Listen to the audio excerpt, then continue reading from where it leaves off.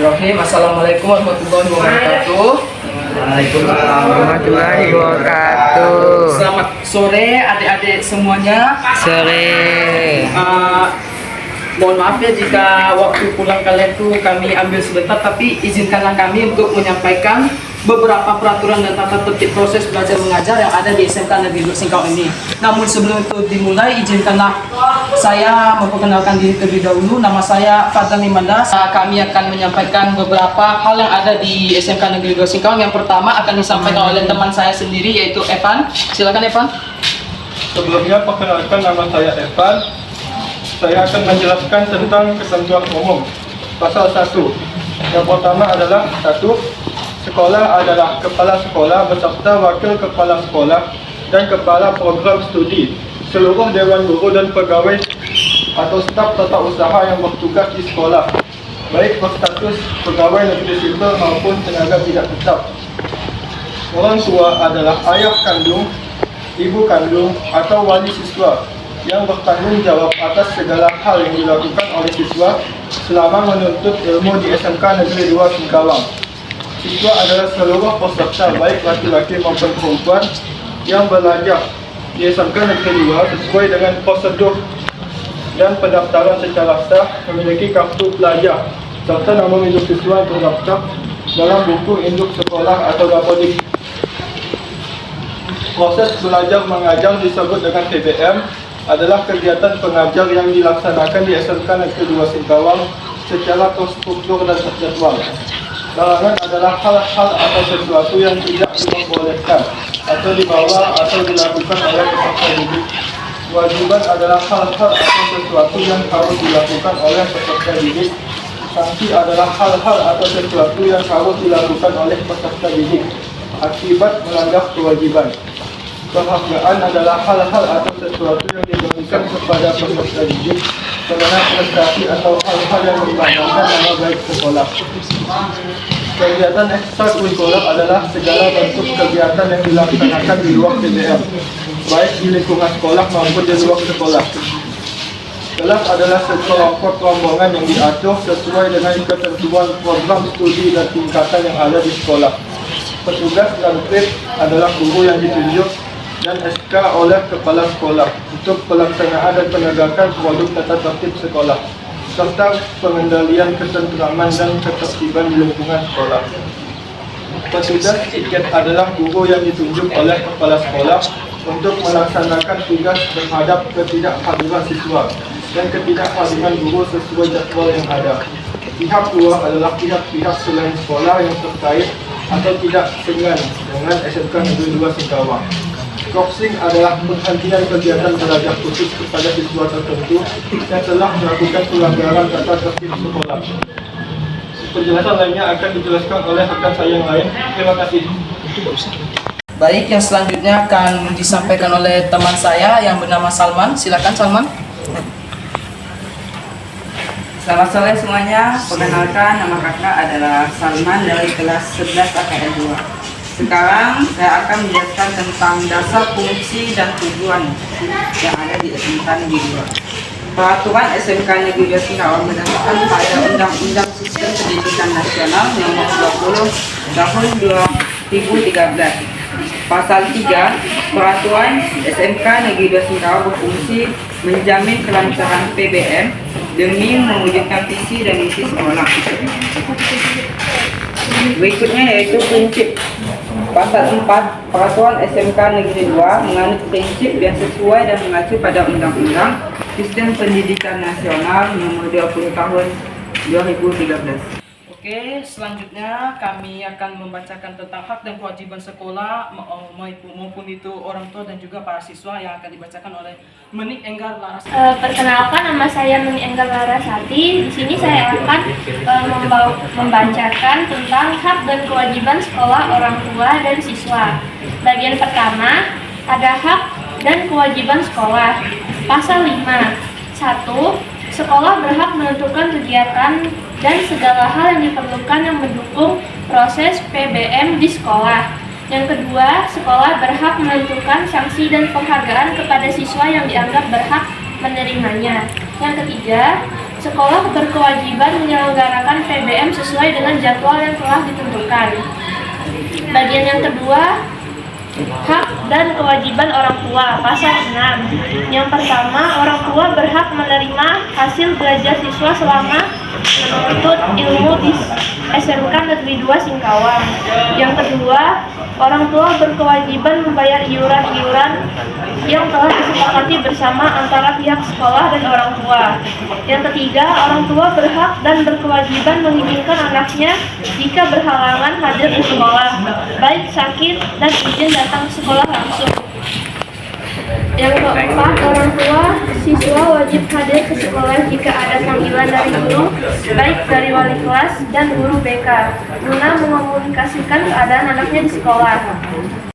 Baik, yang selanjutnya yang akan kita bahas ini adalah hak dan kewajiban para siswa yang dimana akan dibacakan oleh teman saya yaitu Salman. Lagi dengan saya yang akan menjelaskan tentang hak dan kewajiban siswa. Yang pertama yaitu siswa berhak menuntut ilmu di SMK Negeri 2 Singkawang sesuai dengan jadwal yang telah ditentukan. Yang kedua, siswa wajib menunjukkan disiplin nama baik sekolah. Yang ketiga, siswa wajib tunduk dan patuh pada peraturan di sekolah. Yang keempat, siswa wajib menjaga ketertiban, keamanan dan kebersihan yang ada di sekolah. Yang kelima, siswa wajib menjaga keamanan diri. Yang keenam, siswa wajib mengikuti pelajaran sesuai ketentuan yang berlaku. Yang ketujuh, siswa wajib hadir ke sekolah setiap hari, kecuali hari-hari libur yang telah ditetapkan pemerintah dan kalender pendidikan. Yang kedelapan, siswa wajib memberitahukan kepada sekolah apabila berhalangan hadir dengan menghadirkan surat pendukung seperti surat keterangan dokter bagi yang sakit dan surat yang lainnya. Yang kesembilan, siswa wajib meminta persetujuan pembina OSIS, bakal kesiswaan dan kepala sekolah yang berkaitan dengan pelaksanaan kegiatan ekstrakurikuler. Dan yang ke-10, siswa wajib mengikuti upacara bendera yang dilaksanakan setiap hari Senin dan hari-hari besar nasional. Baik, terima kasih. Jadi saya akan melanjutkan yang telah dibacakan teman saya Salman. Semuanya ada 21, jadi dia baru baca 10. Saya cuma mengambil bagian sedikit karena terlalu banyak menurut saya berarti. Yang ke-11, siswa wajib mengatur barisan 15 menit sebelum upacara dilaksanakan. Jadi jangan sampai terlambat ya. Untuk yang ke-12, siswa wajib menempatkan dan mengatur kendaraannya masing-masing di tempat yang telah ditentukan oleh sekolah. Yang ke-13, siswa wajib memilih pengurus kelas yang bertanggung jawab terhadap kebersihan, keamanan, dan ketertiban di dalam kelas selama menempati ruangan yang telah ditetapkan.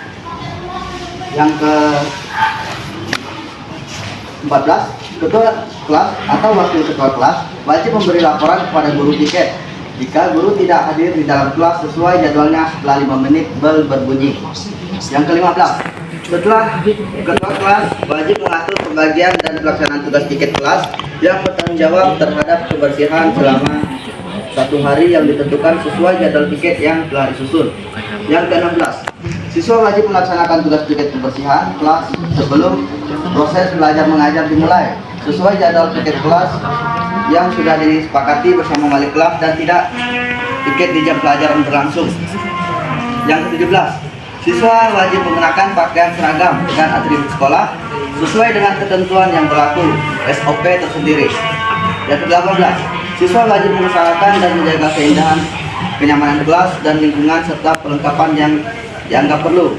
Yang ke-19, siswa wajib menggunakan bahasa Indonesia selama berada di lingkungan sekolah kecuali hari-hari dan jam proses belajar mengajar tertentu yang menggunakan bahasa internasional.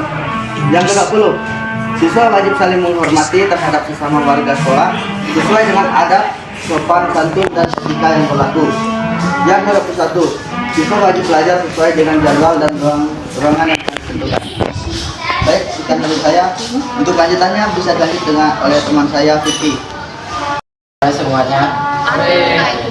Perkenalkan, nama saya Vicky. Saya akan mensosialisasikan mengenai larangan umum di SMK Negeri 2 Singkawang berdasarkan pasal 8. Yang pertama, siswa-siswi dilarang mengaktifkan handphone dan sejenisnya selama proses belajar mengajar berlangsung jika tidak diperlukan. Yang kedua, siswa-siswi dilarang melompati pagar sekolah dengan alasan apapun juga. Yang ketiga, siswa-siswi dilarang mengotori, mencoret, menulis dinding, dan peralatan maupun perlengkapan sekolah dalam bentuk dan alasan apapun. Yang keempat, siswa-siswi dilarang mewarnai rambut selain warna asli, baik sebagian maupun keseluruhan. Yang kelima, siswa-siswi dilarang membuang sampah, baik basah maupun kering, selain di tong sampah atau tempat pembuangan sampah. Yang keenam, siswa-siswi dilarang membawa, menerima, meminta rokok dan sejenisnya, serta merokok di lingkungan sekolah maupun di luar sekolah, selama memakai pakaian seragam atau atribut sekolah. Yang ketujuh, siswa-siswi dilarang membawa, membaca, memperlihatkan, atau mempertontonkan serta memperdengarkan segala sesuatu yang bersifat asusila, cabul, dan melakukan aksi pornografi dan pornoaksi yang sesuai dengan perundang-undangan yang berlaku. Yang kedelapan, siswa-siswi dilarang mengajukan masalah internal sekolah kepada pihak luar tanpa seizin kepala sekolah sendiri. Yang kesembilan, siswa-siswi dilarang bolos, alfa ataupun izin melebihi 11 kali dalam 1 tahun pelajaran. Yang ke-10, siswa-siswi dilarang menggunakan sepatu berwarna putih atau berwarna lain selain berwarna hitam polos. Yang ke-11, siswa-siswi dilarang menggunakan kaos kaki berwarna-warni selain warna putih dan berwarna hitam. Dan yang terakhir, siswa-siswi dilarang memasuki lingkungan sekolah menggunakan celana pendek dan memakai sandal.